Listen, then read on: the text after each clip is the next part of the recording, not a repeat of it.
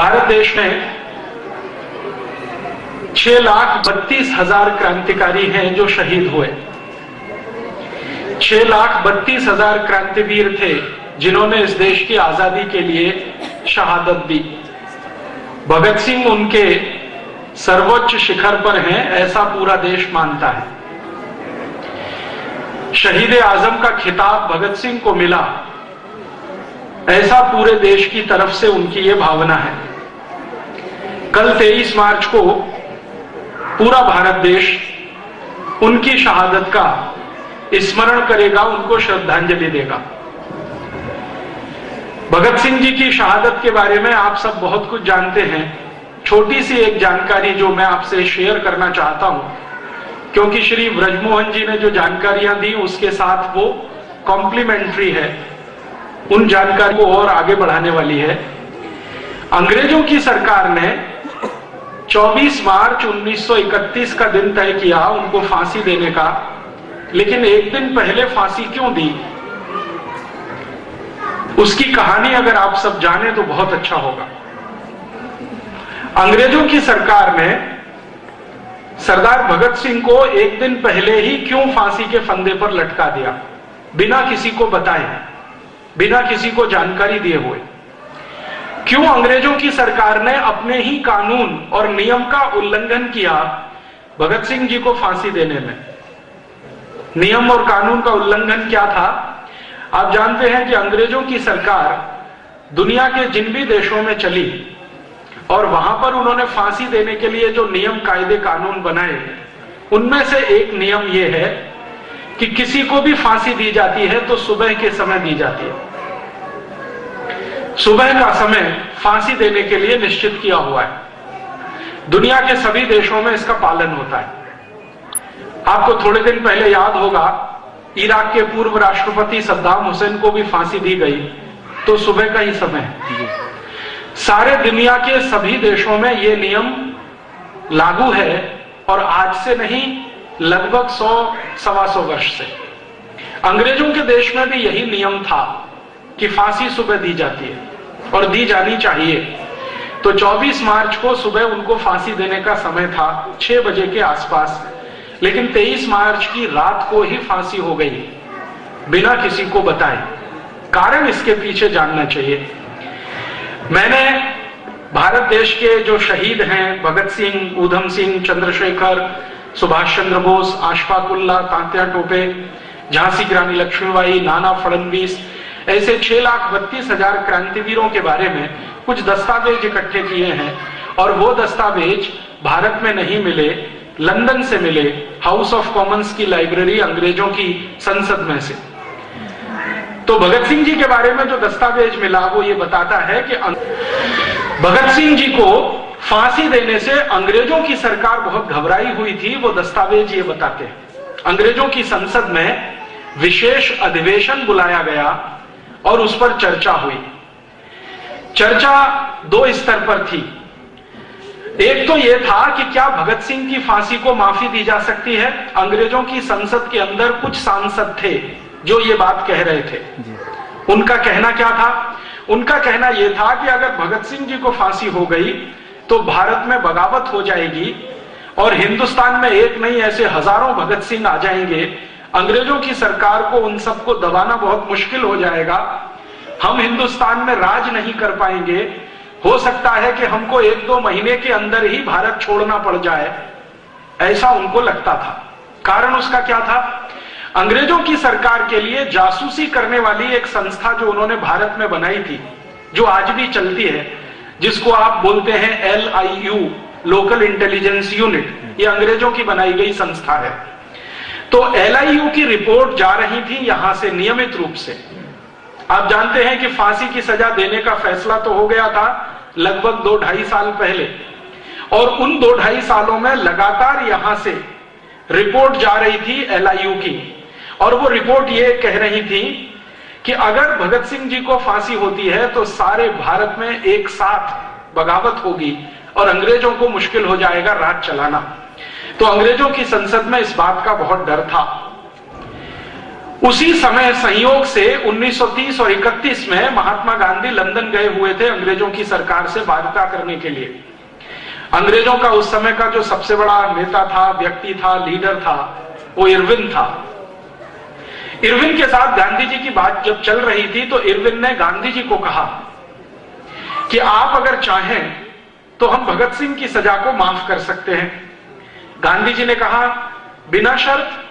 तो उन्होंने कहा नहीं, बिना शर्त तो नहीं, शर्त है उसकी। शर्त क्या है?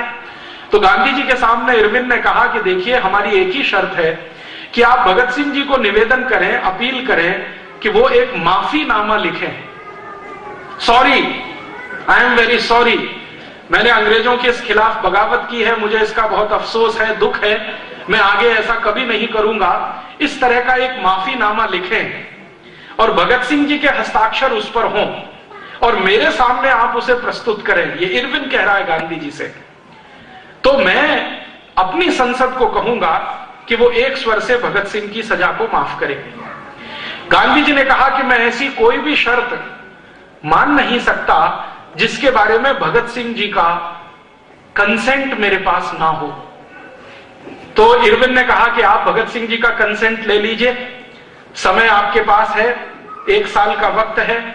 तो गांधी जी ने कहा कि मैं अभी तुरंत थोड़ी 2-4 दिन की आपसे मोहलत चाहता हूं, मैं एक टेलीग्राम करूंगा, मेरे एक मित्र को टेलीग्राम करूंगा, वो लाहौर सेंट्रल जेल में भगत सिंह जी को मिलेगा और आपने जो कहा है मैं वो भगत सिंह जी तक पहुंचाने की कोशिश करूंगा। अगर बात बनती है तो हम इस पर आगे जाएंगे। गांधी जी ने एक टेलीग्राम किया। भारत देश के एक अच्छे व्यक्ति, महत्वपूर्ण व्यक्ति, उनका नाम था तेज बहादुर सप्रू। इलाहाबाद हाई कोर्ट में बहुत ऊंचे वकील माने जाते थे, कश्मीरी थे। गांधी जी का टेलीग्राम सप्रू जी के पास आया और कहा कि तुरंत जाओ लाहौर जेल में, भगत सिंह जी को मिलकर आओ और पूछो कि इरविन ऐसा कहता है कि आप एक माफीनामा लिखकर दो तो आपकी सजा फांसी की माफ की जा सकती है। सप्रू जी जब पहुंचे भगत सिंह जी को मिलने के लिए और ये जानकारी उन्होंने जब भगत सिंह जी के सामने दी तो उन्होंने कहा कि मुझे कोई भी शर्त अंग्रेजों की मंजूर नहीं है, मैं नहीं मानता कि मैंने कोई गलत काम किया है, इसलिए माफीनामा लिखने का कोई प्रश्न नहीं है। सप्रू जी ने एक दूसरे तरह से उनको समझाया कि भगत सिंह जी, अगर आपकी फांसी रुक जाएगी, आप जेल से छूट जाओगे, तो आपके जैसे कितने क्रांतिवीरों को आप ट्रेनिंग दे सकते हो, तैयार कर सकते हो, भारत की आजादी जल्दी आएगी। तो भगत सिंह जी ने उनकी बात को काटते हुए कहा कि नहीं, उल्टा होगा। अगर मैं छूट गया, मेरी फांसी की सजा माफ हो गई, मैंने ये माफीनामा लिखकर दे दिया, तो भारत में अंग्रेजों के खिलाफ बगावत का ये जो अभियान शुरू हुआ है, ये पूरा अभियान ही ठंडा पड़ जाएगा, दूसरा कोई भगत सिंह इसमें से निकलकर नहीं आएगा। सप्रू ने कहा क्यों? तो भगत सिंह ने कहा कि हिंदुस्तानियों की एक खासियत है, भारतवासियों की एक खासियत है कि वो मरने से नहीं डरते हैं, लेकिन मरने से पहले का जो दर्द होता है उसको वो सह नहीं सकते। ये बहुत गहरी बात उन्होंने कही। मरने से तो नहीं डरते हैं, 1 मिनट में मृत्यु आ जाए कोई हिंदुस्तानी को उससे फर्क नहीं पड़ता, लेकिन मृत्यु आने के पहले का जो दर्द होता है वो उनकी तकलीफ बढ़ा देता है। मैं भी ऐसा ही एक हिंदुस्तानी हूं, मैं मेरी तकलीफ बढ़ाना नहीं चाहता, मैं तय कर चुका हूं कि मुझे फांसी हो जाए, कोई फर्क नहीं पड़ता। सप्रू जी का दूसरी बार, तीसरी बार, 3 बार आना हुआ लाहौर सेंट्रल जेल में सिर्फ ये समझाने के लिए। उन्होंने देख लिया कि वो तैयार नहीं है और फिर सप्रू जी ने वापस गांधी जी को टेलीग्राम किया कि बापू, भगत सिंह जी का ये मानना है कि उनको फांसी हो जाए, वही भारत देश के लिए और उनके अपने संकल्प के लिए अच्छा है। आप लिहाजा इरविन के साथ कोई बात अगर करें तो माफीनामे का शब्द बीच में ना लाएं, क्योंकि वो लिखने को तैयार नहीं है और हम में से भी कोई नहीं चाहता कि वो माफीनामा लिख कर दें, क्योंकि मानते हैं हम उन्होंने कुछ गलत नहीं किया, उन्होंने अपने भारत की आजादी के लिए किया है। भारत इस समय ठंडा पड़ा हुआ है, शब्द पर ध्यान दीजिए। सप्रू जी का गांधी जी को टेलीग्राम कह रहे हैं भारत इस समय ठंडा पड़ा हुआ है। 1919 में एक ज्वाला उठी थी, जलियांवाला बाग हत्याकांड हुआ था, उसी समय हम चाहते तो अंग्रेजों को भारत से मार के भगा देते, लेकिन हमने उस अवसर का फायदा नहीं उठाया। ऐसी ही ज्वाला 1857 में उठी थी, भारतवासियों ने तब भी उसका पूरा लाभ नहीं उठाया। हम चाहते तो 1857 में अंग्रेजों को मारकर भगा देते। फिर वो कहते हैं ऐसी ही एक ज्वाला 1880 में उठी थी, हम चाहते तो 1880 में अंग्रेजों को मार भगा देते, लेकिन वो भी समय हमने गंवाया। अब फिर से ज्वाला उठने की तैयारी है, इसको ठंडा मत होने दीजिए और कृपया करके इरविन के साथ भगत सिंह जी के माफीनामे पर बातचीत बंद कर दीजिए। गांधी जी को टेलीग्राम मिला, लंदन में उन्होंने एक मीटिंग बुलाई। उस मीटिंग में वो सब क्रांतिवीर शामिल थे जो लंदन में रहकर भारत की आजादी की लड़ाई के लिए काम करते थे। उनके सबसे बड़े नेता थे श्यामजी कृष्ण वर्मा, आप सभी जानते हैं। उन्होंने एक बहुत बड़ा भवन बना के दिया लंदन में, जहां पर क्रांतिवीर जाते थे, इकट्ठे होते थे, ट्रेनिंग चलती थी, वैचारिक मंथन होता था, सोने ठहरने रहने का इंतजाम होता था। उसका नाम उन्होंने बहुत सुंदर रखा था, India house. India house Shyamji Krishna Verma ने अपने खुद के कमाए गए पैसे से बनाया था। इसी श्यामजी कृष्ण वर्मा के इंडिया हाउस में भगत सिंह जी के बारे में आखिरी मीटिंग हुई, जिसमें वो खुद मौजूद थे और उनके जैसे कई और क्रांतिकारी मौजूद थे। सबसे पूछा गया कि इरविन का प्रपोजल है, क्या करना है? तो उन्होंने कहा कि इरविन बहुत चालाक आदमी है और अंग्रेजों की सरकार बहुत खतरनाक है। भगत सिंह को माफीनामा वो देना चाहते हैं लिखवाकर, अपनी सुरक्षा के लिए, भारत की आजादी के लिए नहीं, क्योंकि अंग्रेजों को डर है कि अगर भगत सिंह को फांसी हुई तो बगावत इतनी बड़ी है, व्यवस्था उलट जाएगी। सेना में बगावत हो सकती है, आर्मी में बगावत हो सकती है, एयरफोर्स में बगावत हो सकती है, नेवी में बगावत हो सकती है, पुलिस में बगावत हो सकती है, क्योंकि आप जानते हैं कि भगत सिंह का मुकदमा जितने दिन इस देश में चला, उतना ही उनकी लोकप्रियता बढ़ती चली गई। और भगत सिंह जी की लोकप्रियता भारत नहीं, भारत के बाहर जो रहने वाले भारतवासी थे वहां तक पहुंच गई। तो उस लोकप्रियता से अंग्रेज डरते थे, इसलिए उन्होंने संसद में एक विशेष बैठक बुलाई और उसमें उन्होंने फैसला किया कि अगर भगत सिंह जी को फांसी हुई तो उनके जो परिवार के लोग हैं, उनके जो मित्र हैं, रिश्तेदार हैं, वो उनका शरीर मांगेंगे, मृत शरीर मांगेंगे और उस मृत शरीर को जुलूस की तरह से वो एक प्रोसेशन के रूप में निकालेंगे, सम्मान सहित उनका अंतिम संस्कार करेंगे। और ऐसी भावना भड़केगी अंग्रेजों के खिलाफ कि शायद पंजाब से हमें भागना पड़ जाए, हो सकता है कि एक बहुत बड़ा भारत हमें खाली करना पड़ जाए। तो अंग्रेजों की संसद में जब ये सब तरफ से बहस हो गई, एलआईयू की रिपोर्ट भी आ गई और एलआईयू की आखिरी रिपोर्ट थी कि अगर भगत सिंह जी को फांसी होती है और उनका अंतिम संस्कार सम्मान के साथ नागरिकों को करने का मौका मिलता है, समय मिलता है, तो ये तय है कि पूरा पंजाब जलेगा और अंग्रेज सरकार बचा नहीं पाएगी अपने आप को, क्योंकि अंग्रेज सरकार के नीचे काम करने वाले जो हिंदुस्तानी हैं, उन्होंने संकल्प ले रखा है कि वो बगावत शुरू करेंगे।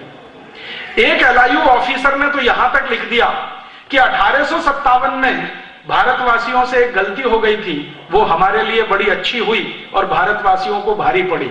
वो गलती क्या थी आप जानते हैं? 1857 का जो क्रांति वाला संग्राम था, उसको एक साथ शुरू करने का फैसला हुआ था और उसकी एक तारीख तय की गई थी, लेकिन हमारे भारत के अति उत्साही क्रांतिकारियों के कारण उस तारीख से लगभग 10-11 दिन पहले ही बगावत शुरू हो गई। तय हुआ था एक दिन, वो था 10 मई 1857, लेकिन कहीं पर 30 अप्रैल, कहीं पर 1 मई, कहीं पर 2 मई, इस तरह से अलग अलग बगावतें शुरू हो गई। बैरकपुर की छावनी में अलग तारीख को, कलकत्ता में अलग को, मेरठ में अलग, दिल्ली में अलग। तो ये जो अलग अलग शुरू हुआ, इससे अंग्रेजों ने आर्मी की ताकत से उसको दबा लिया। जो एक साथ 10 मई को शुरू होता तो अंग्रेजों की ताकत नहीं थी कि वो उसको दबा पाते। तो एलआईयू के एक ऑफिसर ने लिखा ब्रिटिश पार्लियामेंट को कि जो गलती हो गई हिंदुस्तान के लोगों से 10 मई 1857 को, वो गलती अब वो ठीक करना चाहते हैं। भगत सिंह की फांसी का दिन तय किया हुआ है, उसी दिन सारे देश में एक साथ बगावत होगी अंग्रेजों के खिलाफ। तो आप कुछ ऐसा करिए कि ये बगावत ना होने पाए। तब अंग्रेजों की पार्लियामेंट में प्रस्ताव पारित करके भारत में अंग्रेजों के अधिकारियों को बोल दिया गया कि किसी भी तरीके से पता न चले लोगों को, ऐसे करके फांसी दे दीजिए। तो यहां जेल के अधिकारियों ने लाहौर के सुपरिंटेंडेंट से कहा कि इसका एक ही विकल्प है कि हम एक दिन पहले रात में ही भगत सिंह को फांसी पर लटका दें। फिर सुपरिंटेंडेंट ने पूछा फिर उसने कहा कि फांसी पे लटकाने के 2-3 मिनट में मृत्यु हो जाएगी, हम उनके शव को लेके जाएंगे और जेल के बाहर कहीं भी कोई स्थान पर आग लगा के जला देंगे, रात भर में शव जल जाएगा, सुबह तक लोग जब आएंगे फांसी के समय पर तब तक उनको राख मिलेगी। इस चालाकी और कुटिलता के साथ 23 मार्च की रात को उनको फांसी पर लटका दिया और जैसे ही फांसी पर लटकाया तो मृत्यु होने के बाद उनके शव को एक ट्रक में रखकर जेल से बाहर निकाला और उस ट्रक को चलाने वाला जो ड्राइवर था उसको बताया नहीं गया कि इसमें क्या जा रहा है। उसको यह कहा गया कि तुमको यह ट्रक लेके जाना है, पीछे ट्रक में कुछ लोग बैठे हैं, उनसे बात नहीं करनी है, वो कुछ काम करेंगे, आपको उनके साथ कुछ सहयोग करना है, संवाद नहीं करना है। ट्रक के ड्राइवर को शक हो गया कि ऐसा क्या है कि मैं बात नहीं कर सकता। वो ट्रक का ड्राइवर अक्सर जेल के लिए सब्जियां लेके आता था, अक्सर जेल के लिए सामान लेके आता था। उसके मन में शक पैदा हो गया और उसने किसी तरह से यह जानने की कोशिश की कि आखिर मामला क्या है। जब उसने ट्रक को दौड़ाना शुरू किया, चलाना शुरू किया, तो एक जगह बहाने से उसने रोका कि कुछ इसमें टेक्निकल प्रॉब्लम हुई है, मुझे जरा ठीक करने में समय लगेगा।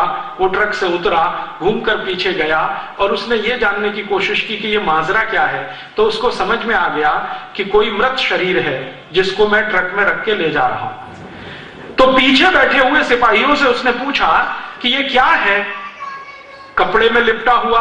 तो उन्होंने कहा तुमको क्या लेना देना, नहीं मुझे जानकारी दे दो, तुम भी भारतवासी हो, मैं भी भारतवासी हूं, हमारी तकलीफ ये है कि पेट के लिए नौकरी करनी पड़ रही है अंग्रेजों की, तो बता दो ये क्या है। तब उनमें से एक व्यक्ति फूटा और उसने कहा कि ये भारत के सरदार भगत सिंह का शव है। तो वो ट्रक वाला परेशान हो गया, उछल गया, ये कैसे है, कल फांसी होने थी। तो उन्होंने कहा नहीं, अंग्रेज सुपरिंटेंडेंट ने रात को ही फांसी दे दी है, अब क्या करना है। तो अब हमें आदेश है सिपाही और ट्रक ड्राइवर को कि कहीं पर लकड़ियां मिल जाएं तो किसी पानी के किनारे, नदी के किनारे इसको जला देना है। फिर उस ड्राइवर के समझ में सारा खेल आ गया। उसने कहा ठीक है, मैं ऐसा कोई स्थान चुनने की कोशिश करूंगा जहां पर हम ये सब कर सके।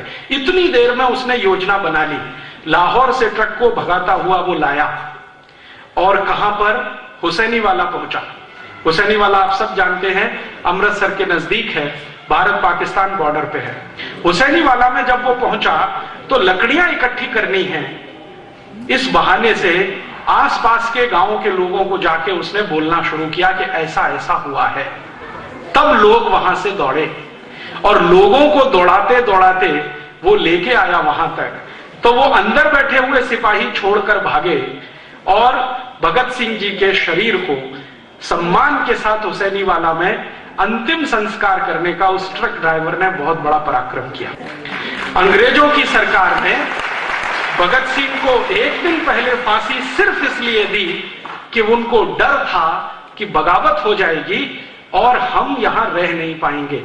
इस छोटी सी घटना का गंभीर विश्लेषण अगर हम करें, अंग्रेजों की पूरी सरकार अकेले सरदार भगत सिंह से इतनी घबराई हुई थी कि फांसी हो जाए तो बगावत हो सकती है। घबराहट इतनी अधिक थी अंग्रेजों में एक भगत सिंह के कारण। और संसद में जब जब भगत सिंह के बारे में चर्चा हुई तो अंग्रेज अधिकारी जिन्होंने भगत सिंह को नजदीक से देखा वो कहते थे कि वो आदमी है, मरने से नहीं डरता है। और ऐसे हिंदुस्तान में लाखों क्रांतिकारी हैं जो मरने से नहीं डरते हैं। हिंदुस्तानियों को मरने का डर दिखाकर गुलाम बनाना बहुत मुश्किल है, कोई और रास्ते हमको तलाशने पड़ेंगे। तो अंग्रेजों की संसद की यह बहस और भगत सिंह जी का अंतिम संस्कार जो ट्रक ड्राइवर के द्वारा किया गया, हुसैनी वाला आज भी भगत सिंह जी की समाधि है, आप कभी भी जाएं वहां जरूर मत्था टेक कर आएं।